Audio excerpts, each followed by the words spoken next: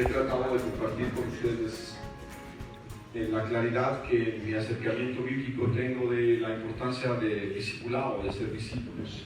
Y como lo entendimos y lo vimos, ser un discípulo es ser un aprendiz, ¿verdad? Alguien que aprende. Gracias. Y por eso vamos a situarnos en el último capítulo del Evangelio de Mateo, por favor. El último capítulo del Evangelio de Mateo.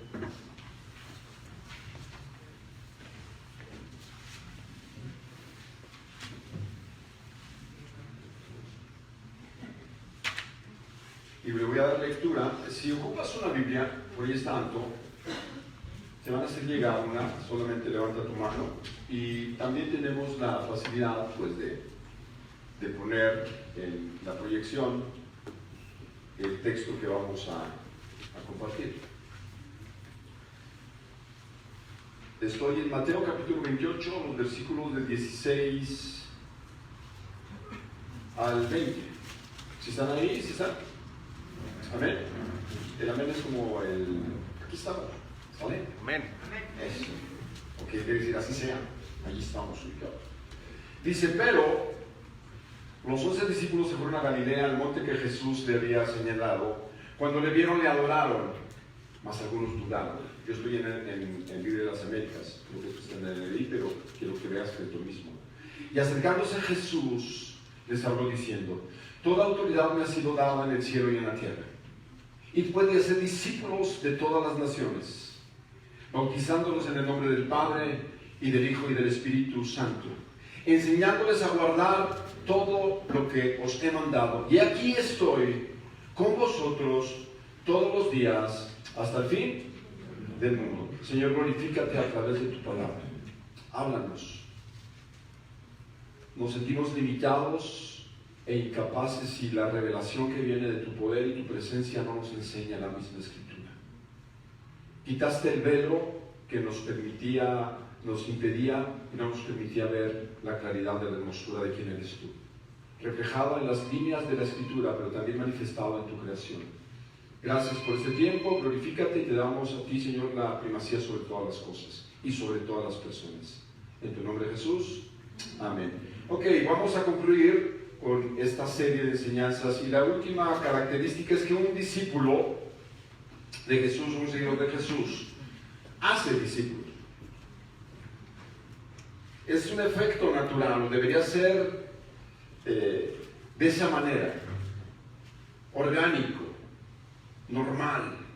Se esperaría y se espera que un aprendiz no se quede con lo que aprende, sino que sea capaz de transmitir lo que ha aprendido a otros. Entonces, de todas las características que vimos, esta última infiere una gran importancia. Un discípulo hace discípulos. Un seguidor o un discípulo comprometido con Jesús tiene que entender y saber que va a ser un discípulo. Alguien dijo, las ideas no las juzgan las personas, sino el tiempo. Repito, las ideas no las juzgan las personas, sino el tiempo.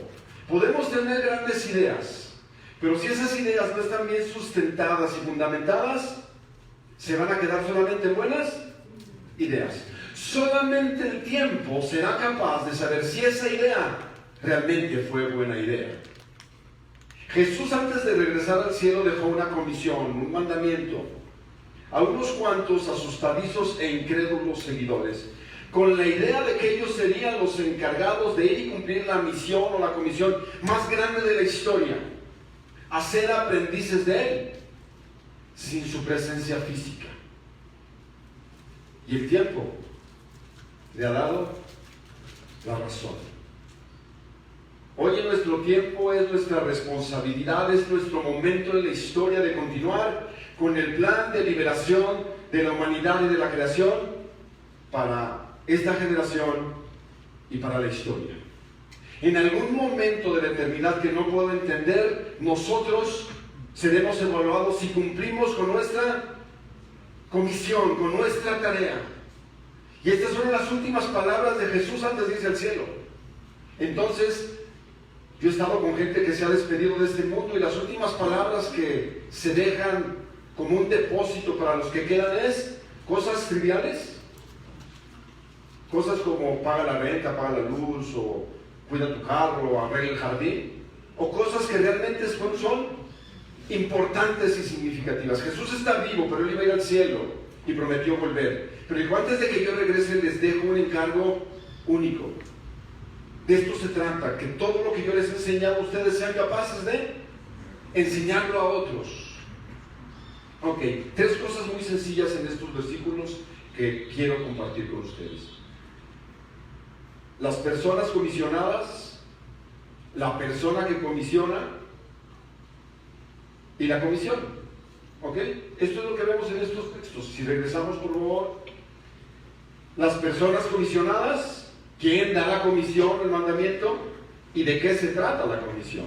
Si esto no nos queda claro en el mandato, entonces nos vamos a confundir. Pero creo que Jesús fue muy claro. Un discípulo hace discípulos. ¿Estamos de acuerdo? Esa es la intención del texto. Un discípulo comprometido con Jesús hace fieles discípulos de Él. ¿Cuál es mi propósito esta mañana? Que nosotros, como iglesia local, Expresión Río de Gracia, comprendamos la importancia de cumplir el encargo de Jesús, de hacer fieles discípulos de Él. ¿Están conmigo? Ese es mi propósito. Entonces, primeramente vamos a ver las personas comisionadas. Y el texto, vamos a ver lo que dice el texto.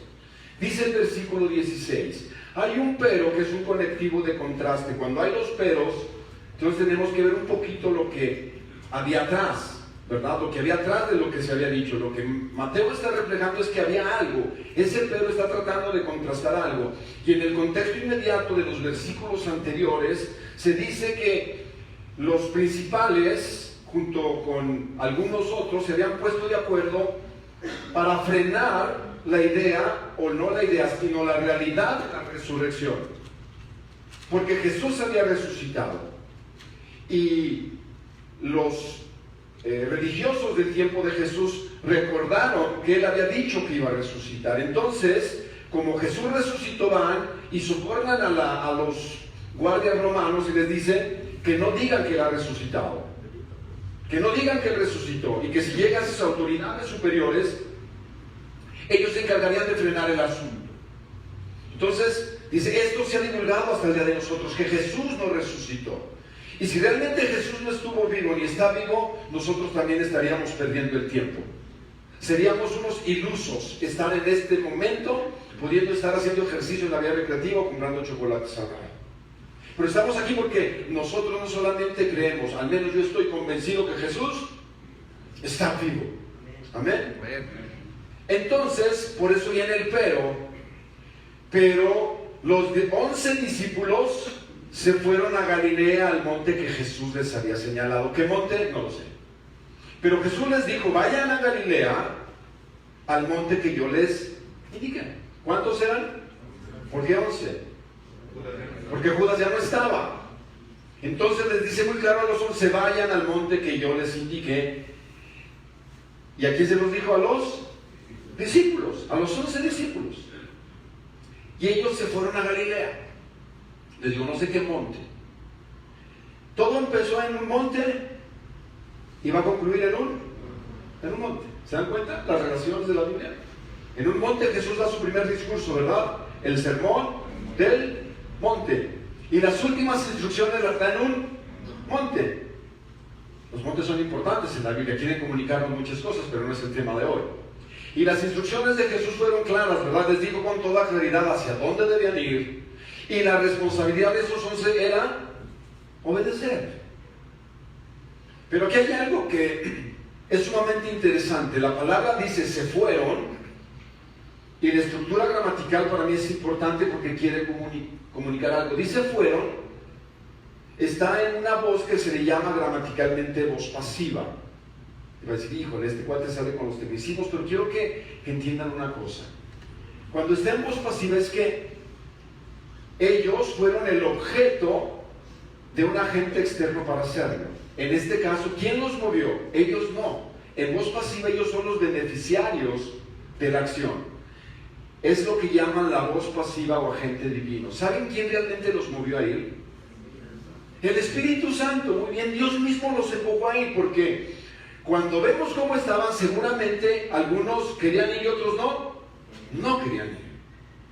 Por eso la Escritura en Filipenses enseña que Dios pone en nosotros el querer como el hacer por su buena voluntad o disposición. Es decir, muchas cosas que Dios me manda hacer, yo a veces no las quiero hacer. ¿O sí? No me nace. Dios tiene que actuar de una forma soberana y sobrenatural para empujarme a hacer las cosas. Porque ese es Dios. Entonces dice que ellos fueron y Dios los lleva a este monte y les ordena algo muy claro Jesús. Porque Jesús dice tiene toda la autoridad. Las instrucciones fueron claras y precisas. Jesús los manda a una región montañosa donde todo comenzó. Y entonces hay una reacción de los comisionados. Ellos van, ¿verdad? Ellos van, llegan ahí. El siguiente versículo, en el versículo 17, es muy interesante. ¿Cuál es la reacción? Estamos viendo a los comisionados, ¿verdad? Los discípulos. Cuando lo vieron, hay dos cosas que hicieron. Lo adoraron, pero, y cuando hay un pero, hay un contraste. ¿Cuántos eran? Unos, cuando lo vieron, ¿qué hicieron? La palabra adorar es literalmente postrarse en el suelo, a tierra. ¿Y otros qué hicieron? Dice que dudaron. ¿Quiénes dudaron? La pregunta es ¿quiénes? Algunos de los discípulos, ¿o no? ¿Te das cuenta que la Biblia no matiza nada? La pregunta es, ¿se vale dudar? No es pecado, no dudes. Porque el que duda peca. Pues estos 11... Después que Jesús se había levantado de los muertos, y luego nos dice la Escritura en otros evangelios que Jesús, y de las narraciones también del libro de los Hechos, que Jesús se había presentado por mucho tiempo con pruebas que no dejaban lugar a dudas. ¿Pero qué pasó con estos? Dudaron. La pregunta es, ¿por qué? Y si la duda necesariamente es mala. ¿Tú has tenido dudas? ¿No hay dudas a veces en los caminos de Dios, en los planes de Dios? Y dices, ¿sí será así? ¿Lo hago? ¿No lo hago? ¿Me quedo quieto? Cuando estamos pasando circunstancias que van más allá de nuestras limitaciones humanas, la duda llega. ¿A veces dudas que Dios te ama? ¿Sí o no? Sí. Algunos a veces dudamos, bueno, ¿de veras Dios me amará? ¿Y por qué estoy pasando qué?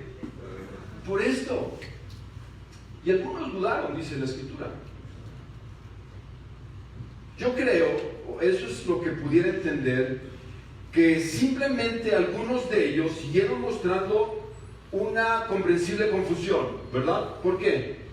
¿Cómo tendría que comportarse ante la presencia de Jesús?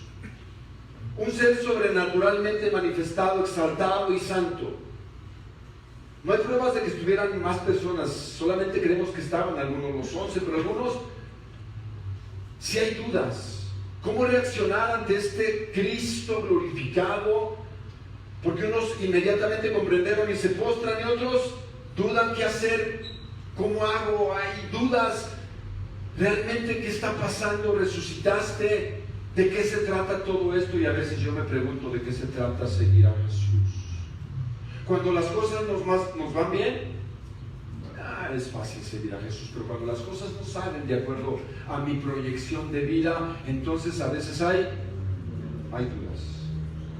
Y no voy a decirles que hay un espíritu de duda. Espíritu de duda, como dijo aquel, huye. Eso no es bíblico. No, dudamos porque somos limitados y finitos. Yo digo, a veces ya basta de andar echando la culpa al diablo. Tiene culpa de muchas cosas, pero no tiene culpa de todo. Y a veces la duda es porque es muy humana. Pero Jesús no se queda así cuando Él ama a sus discípulos. ¿Están de acuerdo? Porque Jesús hace algo extraordinario cuando la gente duda. Porque yo he dudado a veces si Dios estaba conmigo, si Dios me amaba, si Dios tenía cosas o ya había terminado contigo. Y entonces entré en la duda, y la duda mata. No hay nada que pueda lastimar que tú dudes del ser amado o que dice amarte, ¿sí o no?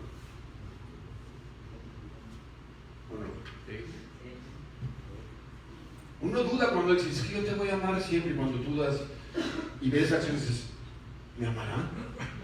¿Y uno cómo se siente? mata. Pero Jesús hace algo muy puntual. Chequen ustedes el versículo que sigue. Estamos todavía con los comisionados, ¿está bien? Jesús les recriminó y les dijo: incrédulos. Bola de incrédulos. ¿Les dijo eso? No. ¿Qué hizo Jesús? ¿Qué les dijo? Creo que ese acercamiento de Jesús, cuando dudamos, es un acercamiento de amor y de una comprensión única de lo limitado que es el ser humano. Si Jesús no se acerca a nosotros para disipar las dudas, es imposible que nosotros, en nuestra capacidad intelectual limitada, podamos entender la plenitud de quién es este Jesús que se levantó de los muertos. Y dice que se acercó para regañarlos, para darles seguridad única y que de una vez por todas quedara claro para ellos. Se acercó entonces y les dijo: se me ha dado. Muchachos, si estuvieras ahí en el monte, ¿cómo te sentirías? Y que te dijera el mismo Jesús: muchachos, les voy a decir una cosa. Está bien los que adoraron, y ustedes que dudan, les voy a decir lo primero. Y aquí entra la persona que comisiona. Ya vimos a los comisionados, ¿verdad? Obedecieron, pero algunos estaban postrados, adorando, y otros dudaban. Acercándose a Jesús. Y yo te digo este principio fundamental. Si eres honesto con tu duda, repito, y la redundancia, no dudes que Jesús se va a acercar a ti. No te va a dejar así. No tengas miedo en dudar, pero confía en que Jesús se va a acercar a ti para disipar todas las dudas. Pero tú tienes que ir, ¿estás de acuerdo? Tú tienes que hacer la parte. Acercándose Jesús les dijo, número 2, la persona que comisiona, ya estoy en este punto 2. Entonces las personas comisionadas y la persona que comisiona es Jesús, les habló diciendo: toda autoridad me ha sido dada en el cielo y en la tierra. Jesús, quien da la orden y la comisión, se va a sustentar en una verdad y principio fundamental en las Escrituras. La autoridad total en la esfera de dominio y poder es de Jesucristo. ¿Quién tiene todo el poder? Jesucristo. ¿Y en dónde lo tiene? Cuando dice en los cielos y en la tierra, cuando uno va a este texto, hay una remembranza a Génesis 1:1 que dice: en el principio creó Dios los cielos y la tierra, y se infiere teológicamente hablando que Él hizo el universo. No está hablando solamente del globo terráqueo. Se refiere la Biblia, cuando habla cielos y tierra, al universo. ¿Quién es el que tiene el poder en el universo? Jesucristo. ¿Y en la tierra? Jesucristo. Cristo les aclara de una vez por todas quién es Él. Miren, muchos allá predican que Jesús no es Dios, o que es un semi-Dios, un arcángel evolucionado, y que no es igual que el Padre. Eso es lo que algunos enseñan, y eso es herético, eso es un error, eso es una herejía, porque la Biblia enseña que Jesús es Dios, Dios mismo, en 3 personas, Padre, Hijo y Espíritu Santo, pero el mismo Dios. Y si tú me pides que yo te aclare la Trinidad, te voy a decir que te esperes un poquito. Cuando llegues al cielo le preguntas a Él. No es fácil explicar esto, pero lo declara. La pregunta es: ¿cuánta autoridad tiene Jesús? ¿Con cuánta se quedó el Padre? Si Jesús no es Dios, entonces el Padre se quedó sin poder. Entonces le hicieron golpe de estado al Padre y ya lo dejaron sin poder.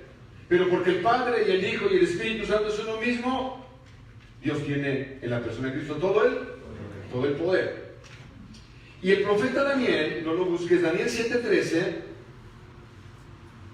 Les digo, yo soy el mismo que el profeta Daniel en la visión nocturna vio, dice Daniel 7, 13 y 14. Seguí mirando en las visiones nocturnas, y aquí con las nubes del cielo venía uno como hijo del hombre, o de hombre, que se dirigió al anciano de días y fue presentado ante él. Y le fue dado dominio, gloria y reino, para que todos los pueblos, naciones y lenguas le sirvan.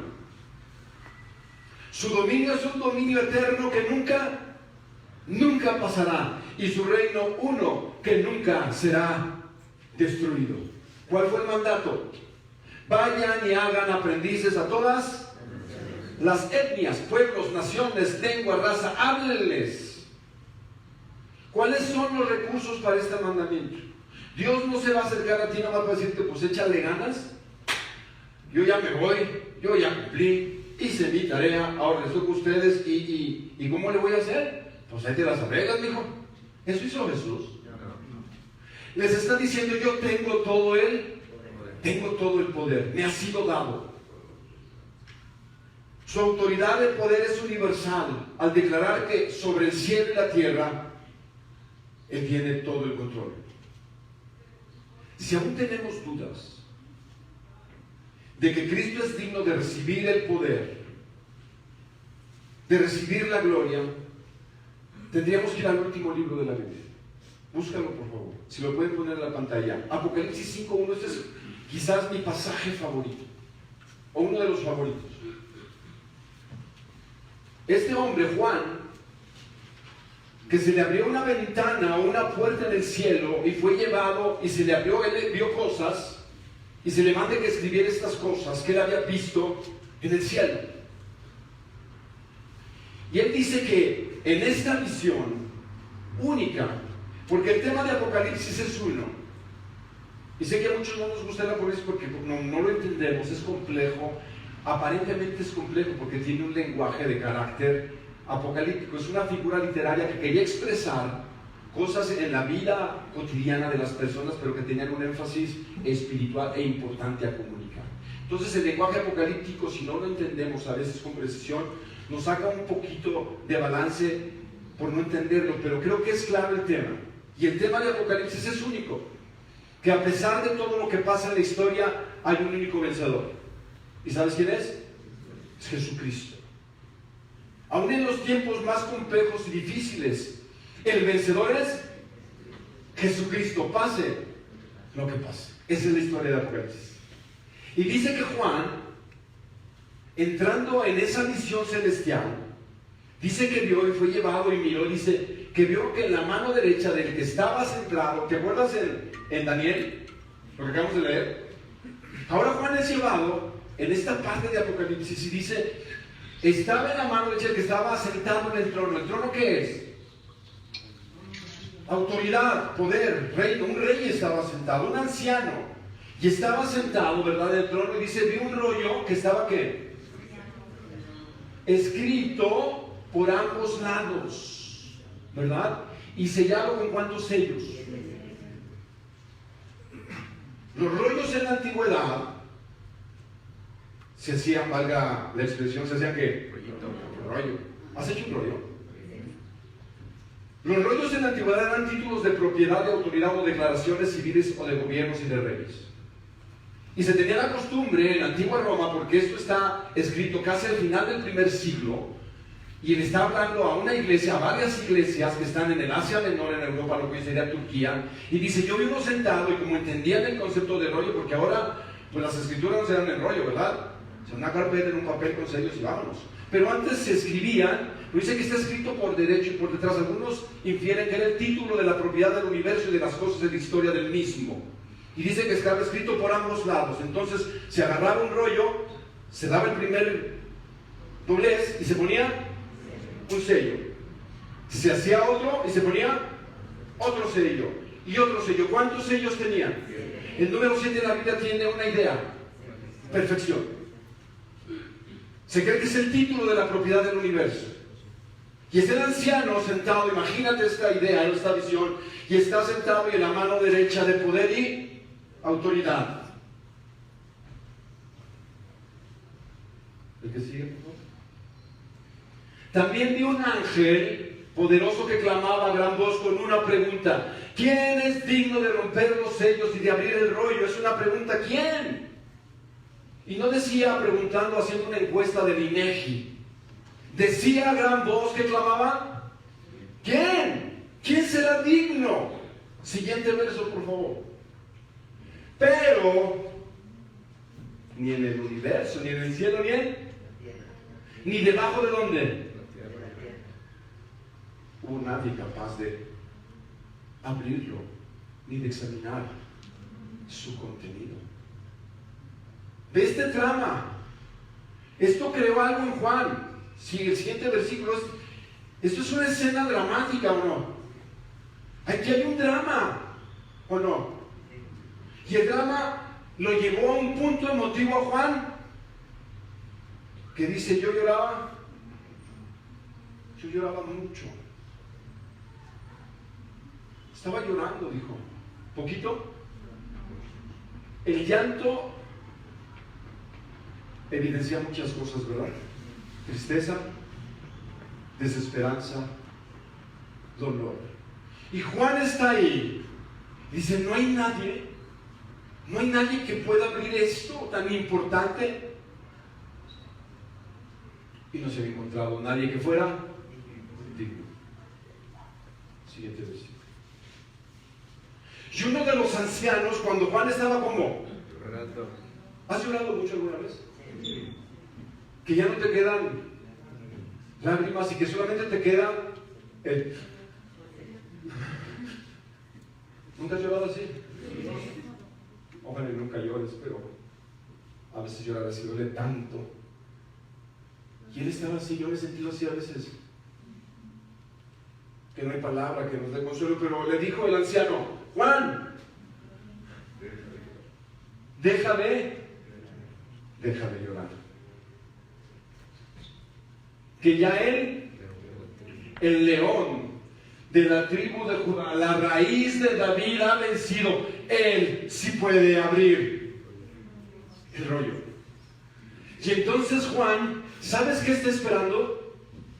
Ver a Aslan y dar el rugido de autoridad y que diga: yo soy. Pero no es así. No es así. No vino Aslan. ¿Sabes quién vino? Se vio un cordero. Un cordero que estaba de pie. Y no es como tú y yo pensamos que van a hacer las cosas, porque nos gustaría que viniera Jesús y aplastara todo, ¿sí o no? Y dijera: ya basta, se acabó todo. Pero vino como un cordero sacrificado. Y dice, en la expresión que a veces nos causa controversia, dice: y del trono y los ancianos a un cordero que estaba de pie y parecía haber sido sacrificado. Tenía 7 cuernos y 7 ojos, que son los 7 espíritus de Dios enviados por toda la tierra. ¿Qué quiso decirnos Juan? Como que ahora la escena cambia dramáticamente. Estamos esperando la escena que salga un león urgente, poderoso, y abre el sello, pero nos muestra la figura de un cordero sacrificado, que tiene, ¿cuántos cuernos? 7. Digo, como que eso está muy atractivo, ¿verdad? Dice, sacaré. Como que la escena ya cambió radicalmente, pero es un simbolismo, porque el 7 dijimos que era el número de la perfección. ¿Están de acuerdo? No pierdas este detalle en la escritura bíblica. ¿Y el cuerno qué representaba en el animal? ¿Poder o no? ¿Con qué corre el toro? ¿Con la cola? ¿Dónde está su poder? ¿En dónde canaliza todo el poder? En el cuerno. ¿Cuántos cuernos tenía? Entonces le está volviendo a decir: yo tengo todo el poder. ¿Están conmigo? Le está diciendo: este cordero que murió en la cruz del Calvario tiene todo el poder, porque está vivo. Y los 7 ojos, el ojo representa, según algunos, la sabiduría. ¿Cuántos ojos tenía? El 7, número de la perfección. Él es perfectamente sabio. ¿Se aclara un poco tu panorama? Sí. Se aclara lo que Juan nos quiere. Y los 7 espíritus, ¿a quién se refiere? 7 números de perfección de espíritu. ¿Al espíritu de quién? De Dios. El Espíritu Santo. ¿Sí están conmigo? Y lo que dijeron es: digno eres de recibir el rollo y de romper sus sellos, porque fuiste sacrificado y con tu sangre compraste para Dios gente de toda raza, lengua, pueblo y nación. Por eso ahora podemos entender y confiar que quien da la comisión es digno de nuestra adoración y confianza, porque tiene todo el poder. Dar un aplauso al rey porque él se lo merece.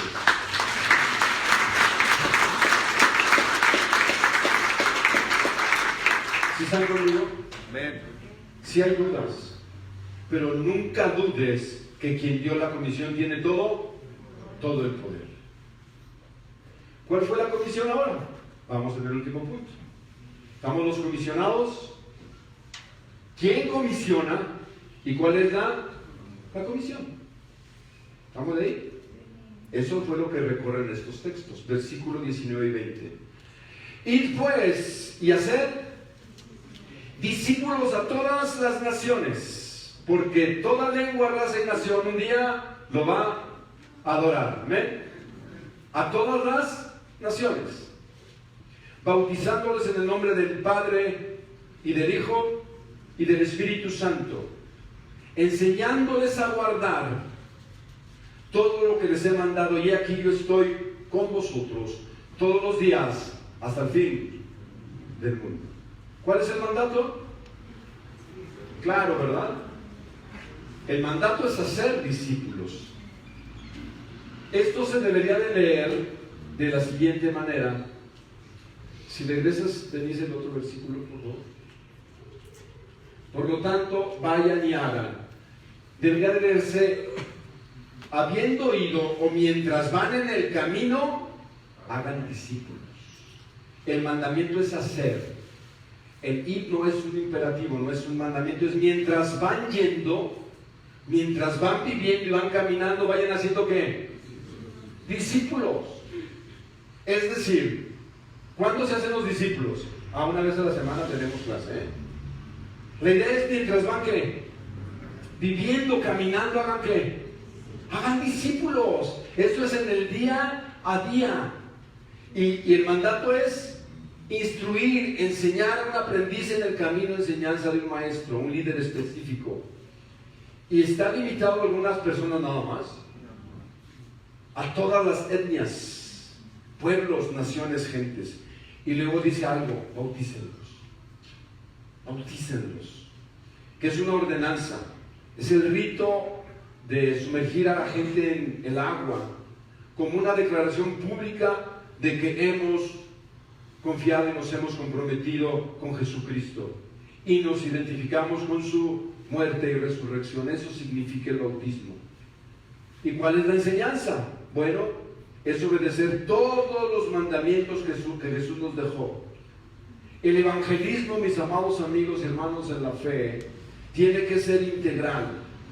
Es decir, si los cristianos no cumplen esta misión y los no cristianos no escuchan el evangelio y no son desafiados a tomar una decisión por Cristo, entonces la iglesia ha desobedecido en parte su comisión. Si los nuevos conversos no son fieles y amorosamente nutridos en el consejo completo de la revelación de Dios, entonces la iglesia ha desobedecido la otra parte. El evangelio nos nutre todos los días. El evangelio no solamente son las buenas noticias para los que nunca habían escuchado el evangelio. El evangelio es para todos nosotros y todos los días. Y los 4 todos de Jesús, y con eso termino. ¿Cuánta autoridad tiene? ¿Cuánta? Toda autoridad. ¿A cuántas naciones? A todas las naciones. ¿Cuánto se obedece de su palabra? ¿Una parte o toda? Toda su palabra. ¿Y cuánto tiempo va a estar su presencia? Todos los días. Al final de cuentas, para ti y para mí, la vida es corta, sinceramente. Muy corta, ¿o no? Empezamos a entender que el tiempo vuela, ¿verdad? El tiempo se va.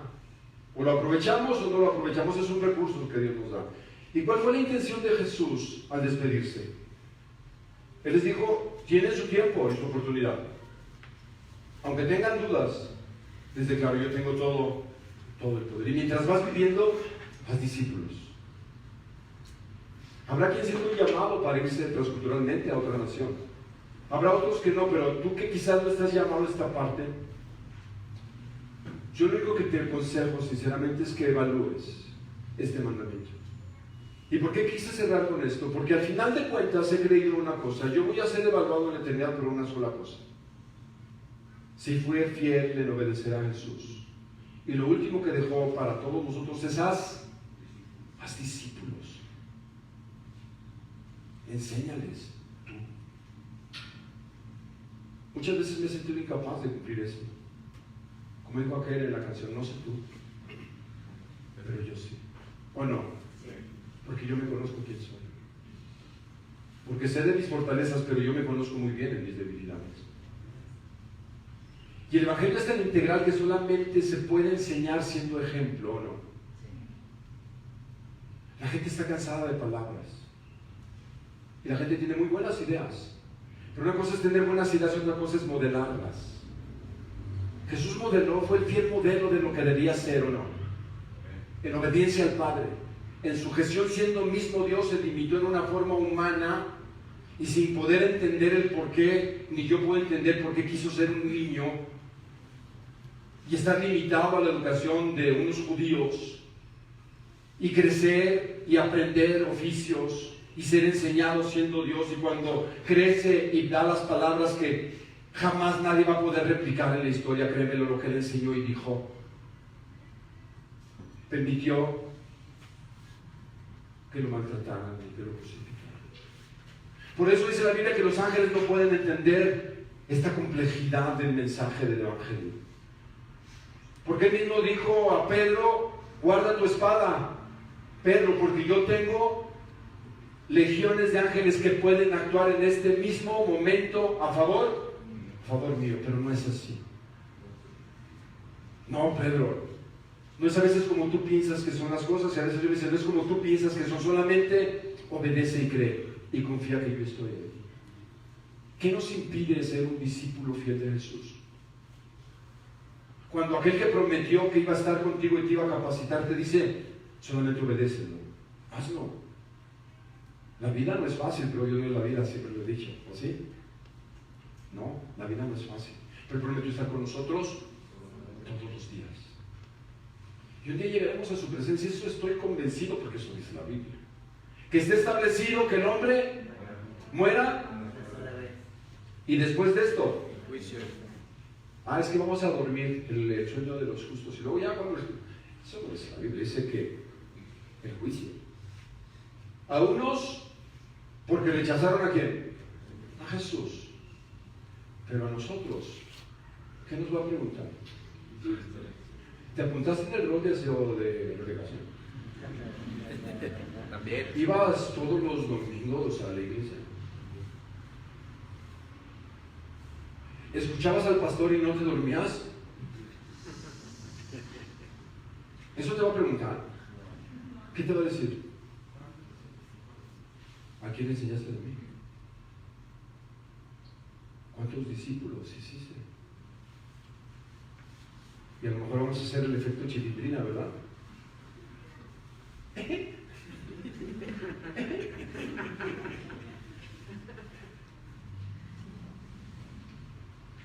Sería terrible para ti y para mí no obedecer. Y no es una manipulación teológica para que vengas cada 8 días.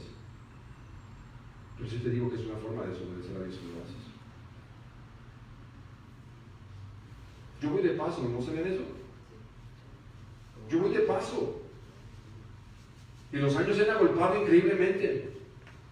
Y el espejo no me miente. Me dice cada día, ¿te estás muriendo? Y si no somos capaces de reproducirnos, ¿qué va a pasar? Si Jesús se haya ido y no preparara a estos 11 asustadizos y dubitativos hombres, ¿qué hubiera pasado? hubiera quedado en una gran idea. Pero estos 11 con sus limitaciones hicieron su parte. ¿Estás dispuesto a hacer lo tuyo? ¿De veras? ¿Sí estás dispuesto?